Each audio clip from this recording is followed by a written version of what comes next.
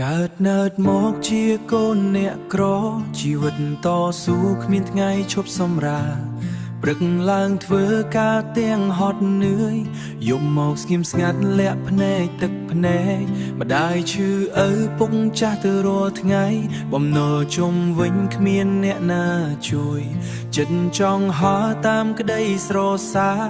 តែជាប់ខ្សែគំនាបណាដឹងទេថាស្នាមញញឹមខ្ញុំលៀងការឈឺចាប់ប៉ុណ្ណា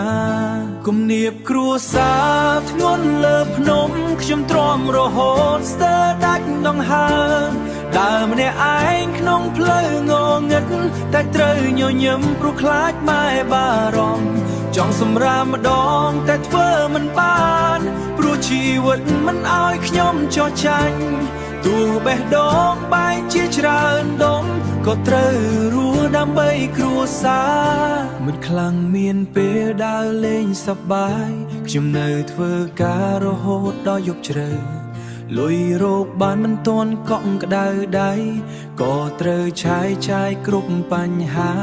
ខ្ញុំក៏ចង់មានក្ដីសុខដែរចង់រស់ដូចគេម្ដងក្នុងជីវិតតែពេលមើលមុខអ្នកផ្ទាំង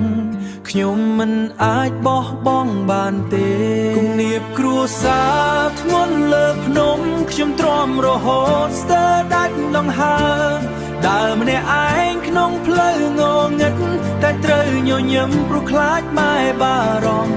ចង់សម្រាមម្ដងតែធ្វើមិនបានព្រោះជីវិតមិនអោយខ្ញុំចោះចាញ់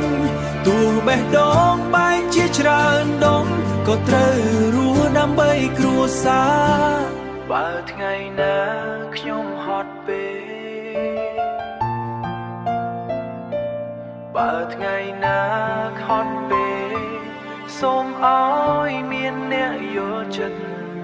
មនុស្សម្នាក់ឯឡាយប្រាប់ថា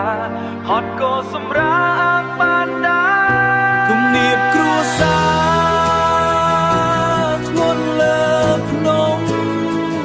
ទោះបាំងទឹកចិត្តក៏នៅតែទ្រាំ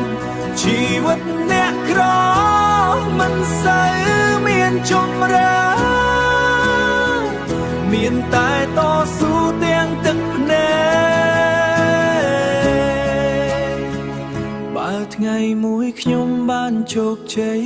ខ្ញុំនឹងអោបម៉ែឪឲ្យចិត្តប្រាប់ថាកូនមិនដែលចោះចាញ់